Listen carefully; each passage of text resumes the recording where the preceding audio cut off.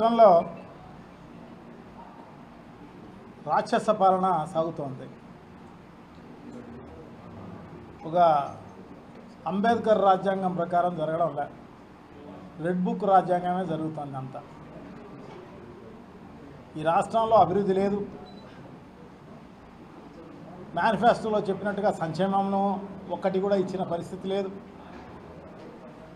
లేకపోయినా కూడా కక్ష సాధింపులు ఎక్కడ పడితే అక్కడ వైఎస్ఆర్ కాంగ్రెస్ పార్టీ నాయకులను, కార్యకర్తలను, సింపథైజర్స్ను,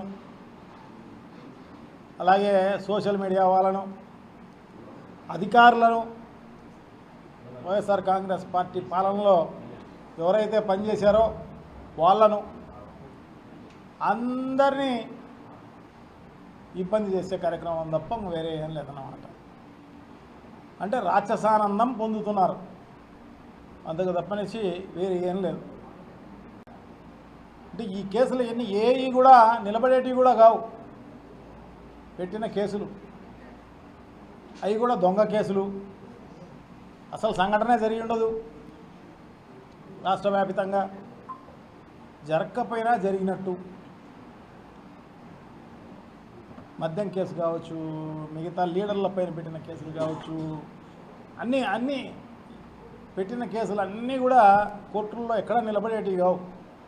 వాళ్ళను ప్రస్తుతానికి జైల్లో వేయడమో, వాళ్ళ కుటుంబ సభ్యులను ఇబ్బంది చేయడమో, వాళ్ళను భయభ్రాంతులను చేయడమో, ఇవి చేసి ఆనందపడే కార్యక్రమం చేస్తున్నారు తప్ప వేరే ఏం లేదు.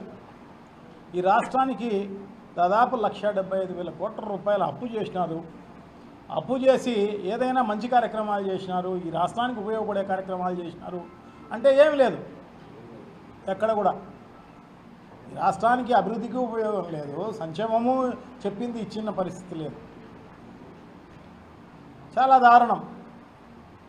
సో దానికి పరాకాష్ఠగా మా కడప మున్సిపల్ కార్పొరేషన్కి సంబంధించి మేయర్ చిన్న చిన్న విషయాలు అవి ఎవరు పెద్ద పట్టించుకోరు. ఎందుకంటే అది యాక్టే జిహెచ్ఎంసీ యాక్టు 1955. ఈ మున్సిపాలిటీకి కానీ మున్సిపల్ కార్పొరేషన్కి కానీ యాక్ట్ వచ్చిన పరిస్థితి లేదు, దాన్ని అమెండ్మెంట్ చేసిన పరిస్థితి లేదు. 1955లో జిహెచ్ఎంసీ హైదరాబాదుకు సంబంధించిన యాక్టు, మన ఆ ఏపీకి యాక్ట్ కూడా పెట్టలే, యాక్ట్ కూడా రాలే, అమెండ్మెంట్ చేసిన పరిస్థితి లేదు. ఆ కాలంలో పెట్టిన యాక్టులో మేయర్కు సంబంధించిన మేయర్ కానీ చైర్మన్కి కానీ సంబంధించిన థిక్ అండ్ థిన్ ఫ్యామిలీ మెంబర్స్కు చేయకూడదని చెప్పేసి పెట్టినారు. అది ఇంతవరకు ఎక్కడ కూడా 1955 నుంచి ఇప్పటి వరకు కూడా ఇన్ని మున్సిపాలిటీల్లో, ఇన్ని కార్పొరేషన్లలో దీనిపైన యాక్షన్ తీసుకున్న పరిస్థితి లేదు. మున్సిపాలిటీ కాదు, ఇది జిహెచ్ఎంసీ మున్సిపల్ కార్పొరేషన్ యాక్ట్. కార్పొరేషన్లో ఎక్కడా తీసుకున్న పరిస్థితి లేదు యాక్షన్. మిగతా అన్ని డిపార్ట్మెంట్లో చేయొచ్చంట, ఒక్క కార్పొరేషన్లో మాత్రం చేయకూడదంట. ఇది యాక్టు. దాన్ని ఇప్పుడున్న పరిస్థితుల్లో అమెండ్మెంట్ చేయాల్సిన అవసరం తప్పకుండా ఉంది.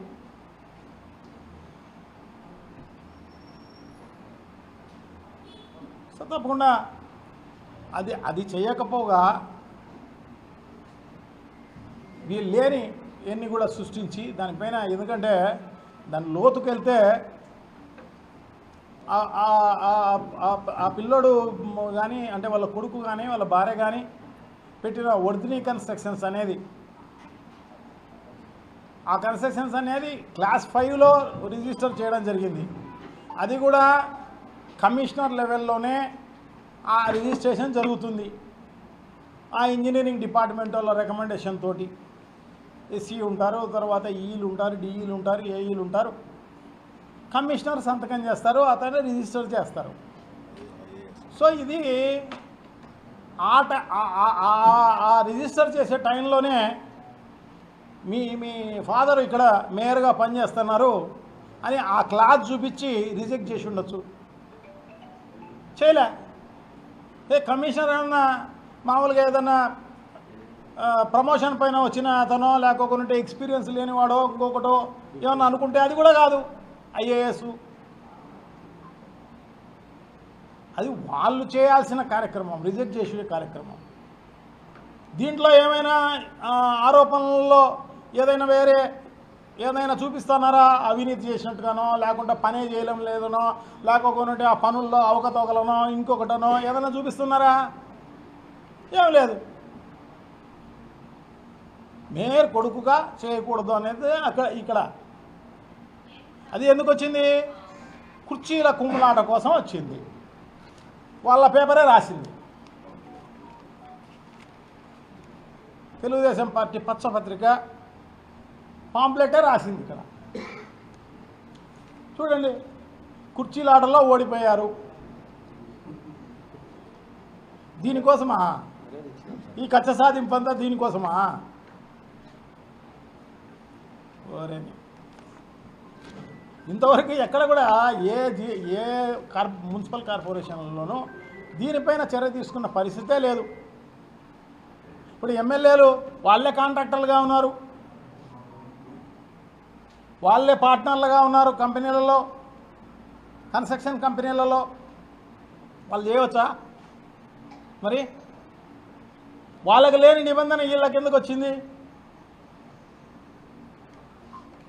ఇది ఒట్టికి కక్ష సాధింపు తప్ప వేరే కార్యక్రమం లేదు.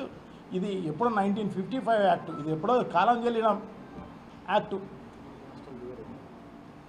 రాష్ట్రం కూడా విడిపోయింది. హైదరాబాద్ యాక్ట్ తీసుకొచ్చి ఏపీలో పెట్టిన పరిస్థితి. సో రాక్షసానందం పొందడానికి ఉపయోగపడతారు తప్ప వేరే ఏం లేదు. సో ఏదేమైతేనే కోర్టులు ఉన్నాయి.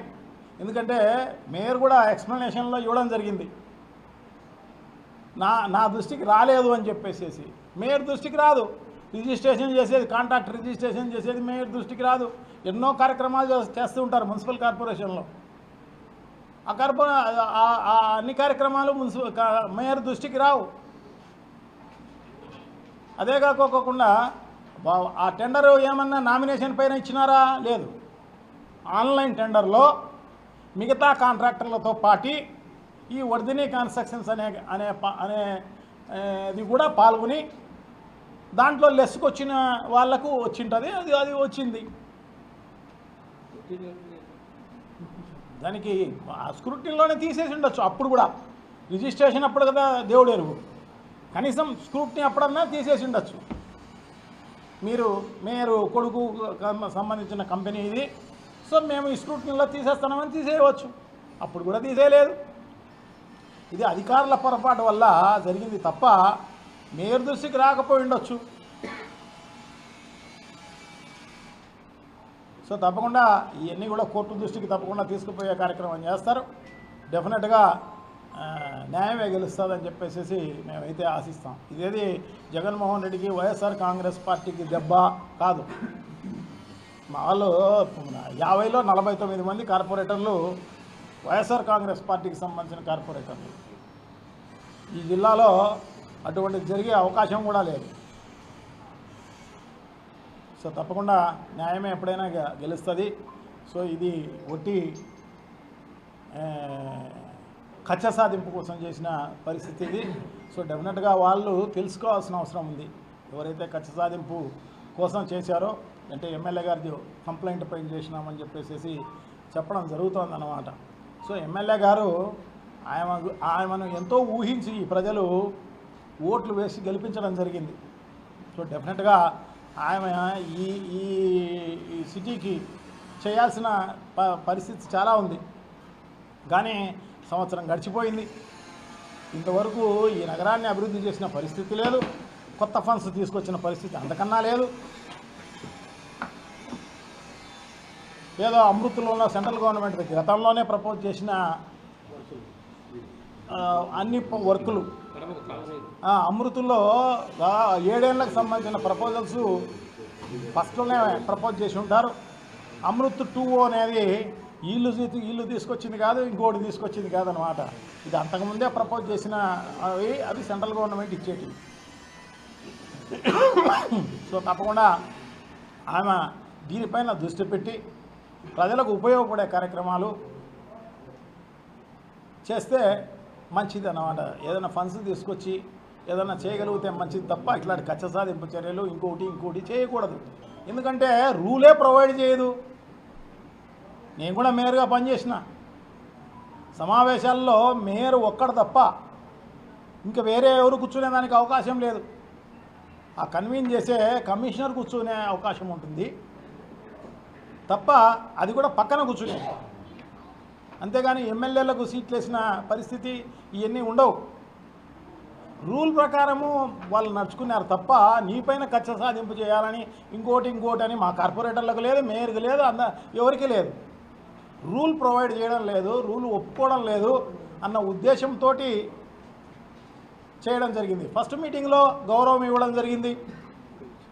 2 ఎమ్మెల్యేలకు కార్పొరేటర్లందరూ ఘనంగా సత్కారం చేయడం జరిగింది, పక్కన కూర్చోబెట్టుకోవడం జరిగింది. ఫస్ట్ మీటింగ్ కాబట్టి మిగతా అధికారులు చూసుకోవాలన్నమాట. అధికారులు రూల్ ఎలా చెప్తే దాని ప్రకారం అధికారులు ఆ మీటింగ్ని ఏర్పాటు చేసే కార్యక్రమం చేస్తారు తప్ప ఇంకో రకమైన కార్యక్రమం కాదు. అసలు మేయర్కి సంబంధం కూడా లేదు. అది కూడా దానికోసం కక్ష సాధింపు పెట్టుకొని, అదే కాకోకుండా మేయర్ ఇంటిపైన చెత్త వేసే కార్యక్రమం, ఇది కూడా ఒకరింటిపైన చెత్త వేసే కార్యక్రమం చేయాలి. నిరసన వ్యక్తం చేయాలి అంటే, ఒకవేళ శుభ్రంగా లేకపోతే నిరసన వ్యక్తం చేయాలంటే ఎన్నో దారులు ఉన్నాయి పై అధికారులకు. ఎందుకంటే ప్రభుత్వం వాళ్ళది, పై అధికారులకు రికమెండ్ చేయవచ్చు, కమిషనర్కే చెప్పవచ్చు, ఇదో ఈ ప్రాంతంలో సరిగా శుభ్రత లేదు చేయండి అని చెప్పేది. ఎందుకంటే ఆయన ఎమ్మెల్యే కాబట్టి ఇక్కడ తప్పకుండా ఆయన ఆదేశాలను పాటించాల్సిన అవసరం తప్పకుండా ఉంది. కమిషనర్కి కానీ మిగతా మున్సిపల్ అధికారులకు వీళ్ళందరికీ కూడా ఉంది. సో ఆ విధంగా చేయకుండా ఇంకా వాళ్ళు అధికారులు కూడా పలకలేదనుకోండి, దానికంటే గవర్నమెంట్లో సంబంధించిన కన్సర్న్డ్ ప్రిన్సిపల్ సెక్రటరీకి కానీ, తర్వాత మంత్రికి కానీ, లేకుంటే ముఖ్యమంత్రికి కానీ రికమెండ్ చేయవచ్చు.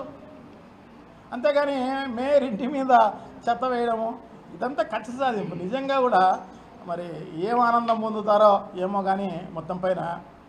సో ప్రజలు కూడా హర్షించరు ఇటువంటి పనులకన్ని దానికి. రాజకీయ నాయకులు ఎవరైనా కూడా ప్రజలకు మేలు చేసే విధంగా ఉండి మంచిగా ఉండే కార్యక్రమం చేస్తేనే ప్రజలు హర్షిస్తారు. అంతే తప్పనిచ్చి ఇలా రాక్షసానందాన్ని పొందే కార్యక్రమం చేయడం అనేది నిజంగా ప్రజలు హర్షించరు. సో తప్పకుండా ఇవన్నీ కూడా ఆమె దృష్టిలో పెట్టుకోవాల్సిన అవసరం తప్పకుండా ఉంది. అలాగే ఈ కార్పొరేషన్ అభివృద్ధి చేయాల్సిన బాధ్యత కూడా ఆమెపైనే ఉంది. ఎందుకంటే ప్రభుత్వంలో ఎన్డీఏ కూటమిలో ఆమె ఎమ్మెల్యేగా ఉన్నారు. సో ఒక మహిళ. సో డెఫినెట్గా ఈ టౌన్ను అభివృద్ధి చేసే కార్యక్రమంలో ఆమె ముందుండి చేయాల్సిన అవసరం తప్పకుండా ఉంది.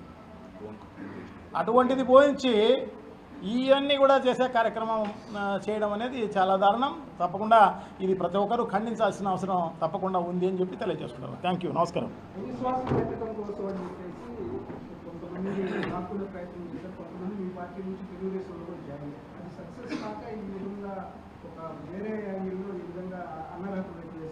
అదే మామూలుగా వైఎస్ఆర్ కాంగ్రెస్ పార్టీ కంచుకోట లాంటిది కడప నగరం.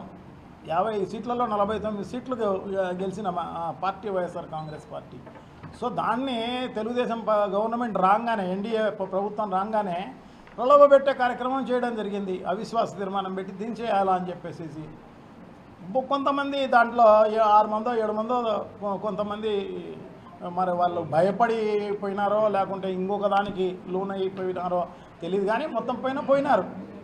సో అది వీలు కాకపోయింది అనమాట. మిగతా వాళ్ళందరూ కూడా అందరూ రిజెక్ట్ చేయడం జరిగింది. అందరూ కూడా వైఎస్ఆర్ కాంగ్రెస్ పార్టీ జీన్స్, వాళ్ళందరూ వైఎస్ఆర్ కాంగ్రెస్ పార్టీ రక్తం వాళ్ళది, వాళ్ళలో ప్రవహించే వైఎస్ఆర్ కాంగ్రెస్ పార్టీ రక్తం. సో వాళ్ళు పోయే అవకాశమే లేదు. సో అందుకోసము ఈ రకంగా కక్ష సాధింపు చేసే కార్యక్రమం జరుగుతుంది అన్నమాట. ఎక్కడ లేనిది, ఎక్కడ వినంది చిన్న విషయం. ఇది చిన్న విషయం. నిజంగా అవినీతి చేసి ఉంటే దాంట్లో తప్పకుండా మేరే అవినీతి ఏదన్నా పనులు చేసి ఉంటే డెఫినెట్గా ఇది గవర్నమెంట్ యాక్షన్ తీసుకునే కార్యక్రమం చేయవచ్చు. ఇది ఏదో ఒక్క కొడుకు కాంట్రాక్ట్ వర్క్ చేసినారన్న ఏకైక చిన్న కారణంతో చేయడం అనేది చాలా దారుణం. ప్రజలందరూ కూడా దీన్ని తీవ్రంగా ఖండించే కార్యక్రమం చేస్తారని చెప్పి తెలియజేసుకుంటున్నాను. Thank you. నమస్కారం. డెఫినెట్గా ఇప్పుడు నెక్స్ట్ ఫస్ట్ డిప్యూటీ మేయర్ ఎవరున్నారో వాళ్ళకి ఇన్ఛార్జ్ ఇస్తారు. ఇంకా 15 రోజులు టైం ఉంది దీనికి. దీనికి ఏమైనా కోర్టులో ఆర్డర్ వస్తుందేమో చూస్తారు. ఒకవేళ కాకపోతే ఫస్ట్ ఎవరు ఉన్నారో డిప్యూటీ మేయర్గా వాళ్లకు ఇన్ఛార్జ్ ఇస్తారు. 7 నెలలో 8 నెలల్లో ఉంది కాబట్టి టైము.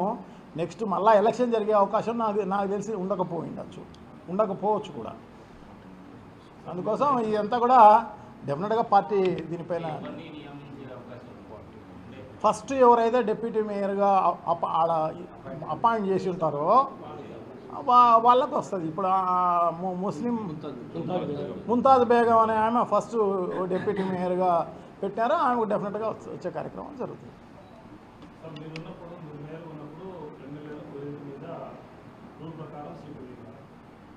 తర్వాత 2014-19 మధ్య కంటిన్యూగా 2021 నుంచి 2024 ఎలక్షన్స్ వరకు వేస్తారు. అప్పుడు ఒక విధమైన రూల్ ఉంది. ఈ పార్టీ తెలుగుదేశం పార్టీ గెలిచిన తర్వాత వివాదం వచ్చిన తర్వాత ఇప్పుడు కొత్త రకమైన రూల్ వస్తాం. ఏ రూల్ పాటించాలి? ఆ రూల్ పాటించాలా? ఈ రూల్ పాటించాలా? ఇవి రూల్ అనేది కాదు, అక్కడున్న అధికారి ఇష్టం. ఆ అధికారి రూల్ ఫాలో అయ్యి చేయగలిగితే ఆ రోజు మమ్మల్ని కూడా కింద కూర్చోబెట్టుకునే పరిస్థితి ఉండవచ్చు. మరి ఆ రోజు అధికారులు అలౌ చేయడం జరిగింది కాబట్టి కూర్చున్నాం మేము.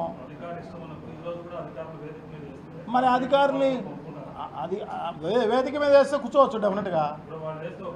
మీరు రూల్ ఒప్పుకుంటే అధికారి ఇష్టం అంటే ఇష్టం కాదు, అది ఆ మీటింగ్ కన్వీన్ చేసే పరిస్థితి ఉంటుంది కాబట్టి వాళ్ళు రూల్ ప్రకారమే చేస్తారు. ఆ రూల్ ప్రకారము అక్కడ పైన ఎవరు కూర్చునేదానికి అవకాశం లేదు, అంతే. ఆమె కూడా ఎవరైనా కూడా బాధ్యతాయుతమైన ఒక శాసనసభ్యురాలుగా ఉండి ఆమె కూడా ఈ రూల్స్ను ఇవన్నీ కూడా ఫాలో కావాల్సిన అవసరం ఉంది, దాన్ని అనుసరించాల్సిన అవసరం తప్పకుండా ఉంది. ఎవరైనా అనుసరించకపోతే అనుసరించమని చెప్పాల్సిన అవసరం కూడా ఆమె పైన కూడా బాధ్యత ఉంది.